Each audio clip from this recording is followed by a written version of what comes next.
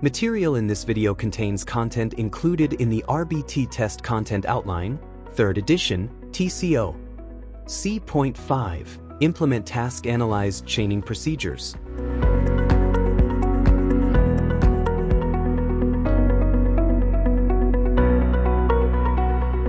Clarice, a registered behavior technician, greets her client, 7-year-old Dan, with a warm smile.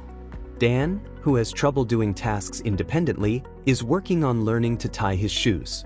Clarice decides to use forward chaining, teaching him the first step to tie his shoes, while providing help in the form of prompting for the rest of the steps. Alright, Dan, today we're going to practice tying your shoes.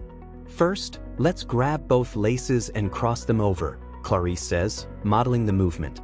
Dan copies her, gripping the laces tightly. Great job! Now, tuck one lace under and pull, like this, she explains. Dan pulls the lace through, forming a simple knot. Awesome! Now, I'll help you with the loops. She then completes the rest of the steps for him. Over time, Clarice will fade her assistance as Dan masters each step. After multiple trials, Dan beams with excitement when he completes the first step without help. You did it! Clarice cheers. Next time, we'll work on making a loop by yourself. Dan nods eagerly, motivated by his small success. Through forward chaining, Dan learns each step progressively, gaining confidence and independence in a task that once felt overwhelming. Clarice continues reinforcing his progress with praise and encouragement. A task analysis is the process of breaking down a complex task into smaller, more manageable steps.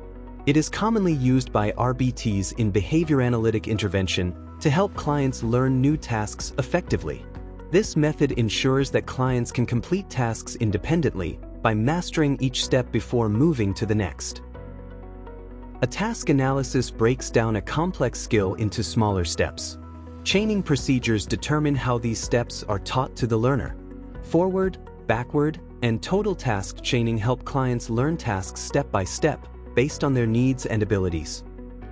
Task-analyzed chaining procedures help clients learn complex skills by breaking them into manageable steps.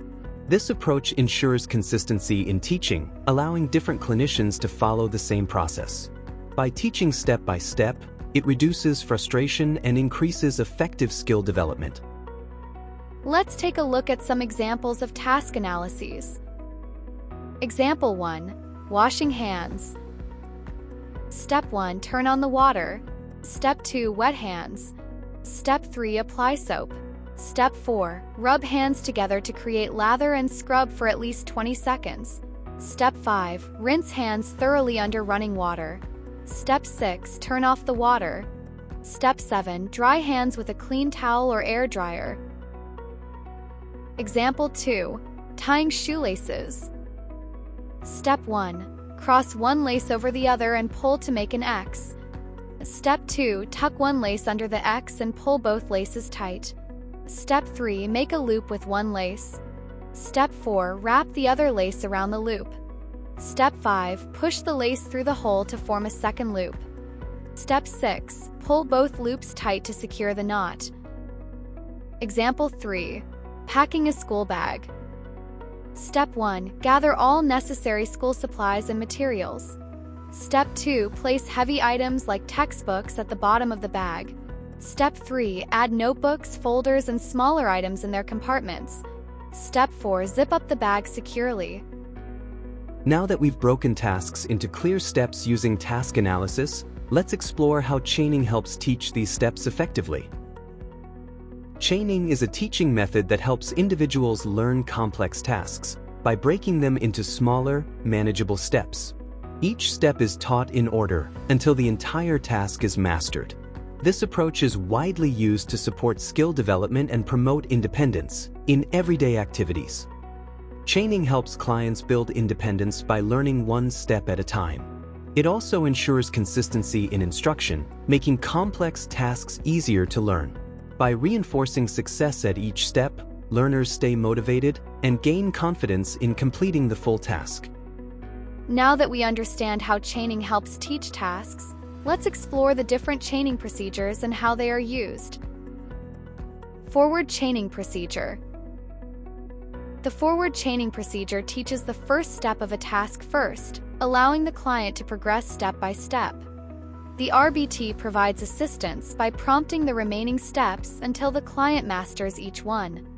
This procedure gradually increases independence and helps build confidence as the client successfully completes more of the task over time. Backward chaining procedure.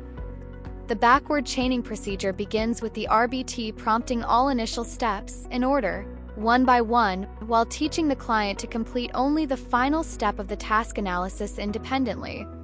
Once the client masters the final step, the RBT systematically repeats this process by continuing to prompt the earlier steps, while having the client independently complete the last two steps. As mastery progresses, the client is gradually expected to complete the last three steps independently, with the RBT still prompting the earlier steps. This process continues until the client can independently complete the entire task. The backward chaining procedure ensures immediate success and is especially effective with tasks that provide natural reinforcement at the end. Total task chaining. A total task chaining procedure requires the client to attempt all steps of the task at once, with guidance provided as needed. Assistance is gradually reduced as the client becomes more independent in completing the full sequence. This procedure is most effective for learners who can attempt multiple steps but need support with specific parts. Key takeaways for implementing task-analyzed chaining procedures. Create a task analysis. Break the skill into clear, sequential steps to form a task analysis.